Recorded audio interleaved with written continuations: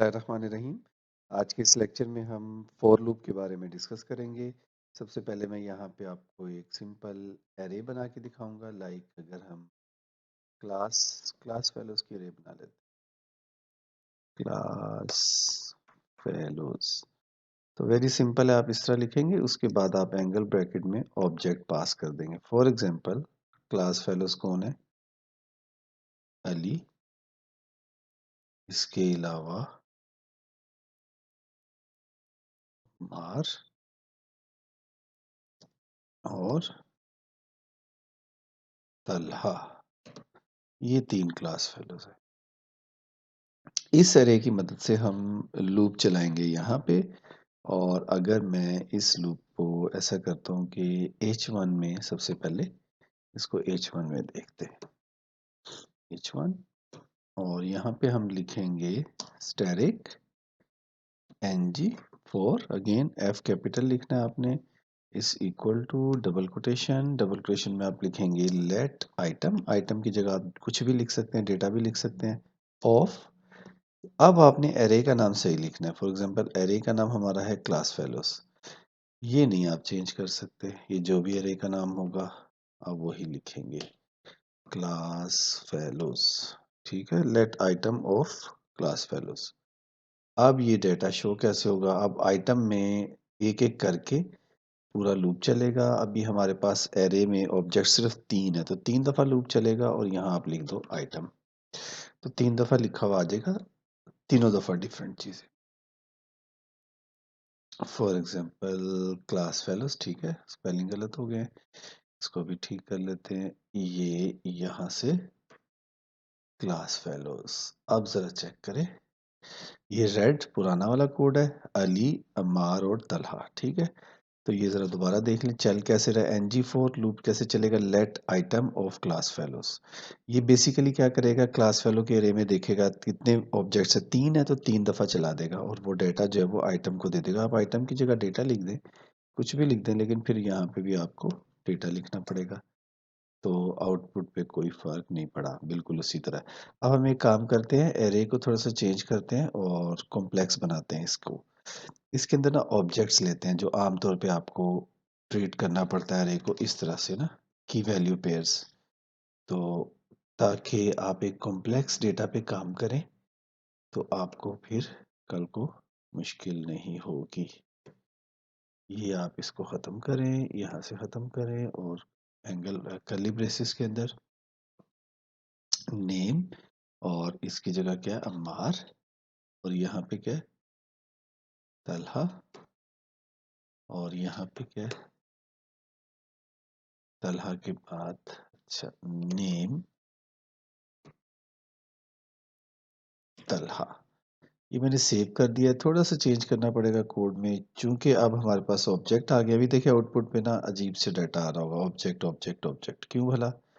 क्योंकि आपने इसको कहा है कि एक ऑब्जेक्ट उठा लो। अब 0 इंडेक्स पे ये पड़ा हुआ है, 1 इंडेक्स पे ये पड़ा हुआ है, 2 इंडेक्स पे ये पड़ा हुआ है, और वो बिल्कुल ठीक उठा रहा है। अगर हम इधर आए कोड में, अगर हम इधर कोड में आए तो वो डेटा उठा रहा है, और डेटा के अंदर तो की वैल्यू पेयर्स हैं, तो वो क्या है, नेम है। तो अब आप ऐसे करेंगे, डेटा डॉट नेम लिख देंगे। तो अब देखिए दोबारा से आपकी आउटपुट ठीक हो जाएगी। अब एक काम करते हैं, इसको मजीद बढ़ाते हैं। अब ऑब्जेक्ट ये 3 ही रहेंगे, लेकिन इसके अंदर आप डेटा बढ़ाते रहें। आईडी लगा दें, आईडी इसकी क्या बनेगी, 1, और इसकी आईडी क्या बनेगी, 2, इसकी आईडी क्या बनेगी, 3।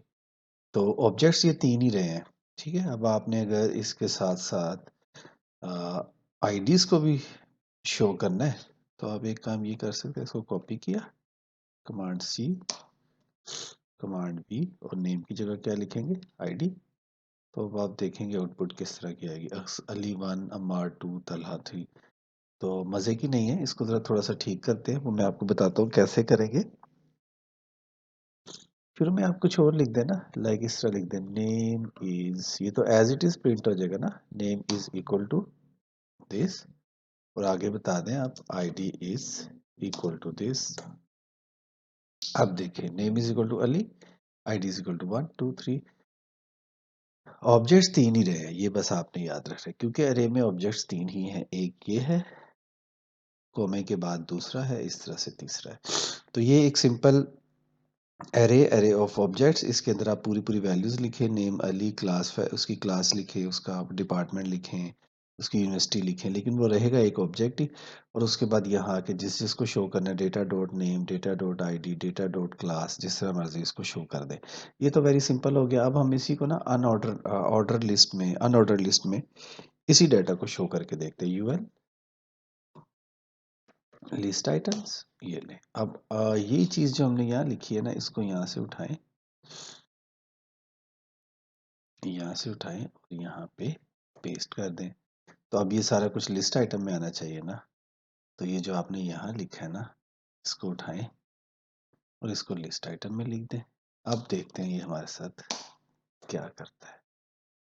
तो ज़रा देखें, name is Ali, ID is 1, list item में आ गया। ये आपको जो साइड पे सिंबल्स आ रहे हैं, ये चीज़ होगी। ये मैंने इसलिए आपको बताया था कि सेम चीज़ आप इधर भी लिख सकते हैं। अब मैंने बेसिकली आपको नेस्टेड लूप समझाना था। तो इसमें नेस्टेड लूप भी हम एरे की मदद से ही हैंडल करेंगे। फॉर एग्जांपल, इस एरे में मेन 3 ऑब्जेक्ट्स हैं और हर ऑब्जेक्ट में ना अब हम आगे एक और एरे बनाएंगे जिसमें मुख्तलिफ ऑब्जेक्ट्स होंगे। लाइक पहले ऑब्जेक्ट में जो एरे होगी उसमें मज़ीद हम कितने ऑब्जेक्ट्स करें। फॉर एग्जांपल, इसका नाम हम रख देते हैं ARR, एरे है, कॉलन, उसके बाद एंगल ब्रैकेट, और इसमें कितने ऑब्जेक्ट्स ले लें। पहले में हम ले लेते हैं 2 ऑब्जेक्ट्स, एक का नाम 1 है और एक का नाम कुछ भी ले सकते हैं आप। मतलब मैं चाहता स्ट्रिंग वैल्यू आ जाती, लेकिन चले कोई बात नहीं। एक एरे है, उसके 2 ऑब्जेक्ट्स हैं। इसके अंदर जो है वो क्या करेंगे, ये आपने नाम सेम रखना है, ARR। इधर भी आपने क्या लिखना है, ARR कॉलन। इसमें ऐसा करते हैं, सिर्फ एक ऑब्जेक्ट ले लेते हैं, उसका नाम है 3। और इसी तरह यहाँ पे भी आप लिखेंगे ना, ARR,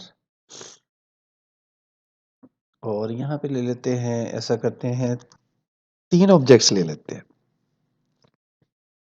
ठीक है, क्या करेंगे, 4,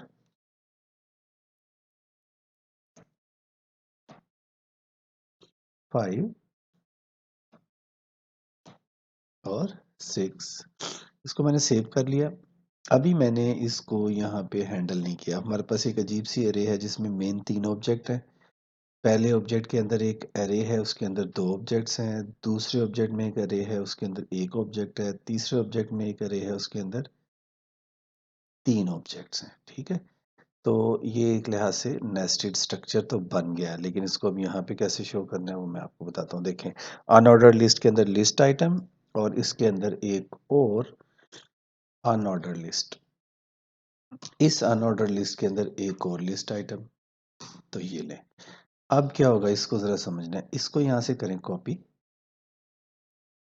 और इसको अनऑर्डर्ड लिस्ट में पेस्ट कर दें। अब क्या लिखेंगे, ng4 लेट डेटा, डेटा की जगह चेंज कर ले आइटम ऑफ, किसकी, डेटा। ये जरा समझना, डेटा डॉट ARR की ये बात आपने समझनी है। दोबारा देख ले, इस डेटा के अंदर बेसिकली ऑब्जेक्ट आ रहा है ना, उस ऑब्जेक्ट के अंदर, उस ऑब्जेक्ट के अंदर, उस ऑब्जेक्ट के अंदर ARR के नाम की एक अरे है। तो ये कैसे लिखेंगे हम, ng4 लेट आइटम, यहाँ कोई भी नाम रख सकते हैं, ऑफ डेटा, डेटा से मुराद ये डॉट AR, बस। अब लिस्ट आइटम में आप क्या लिखेंगे, सिर्फ आइटम।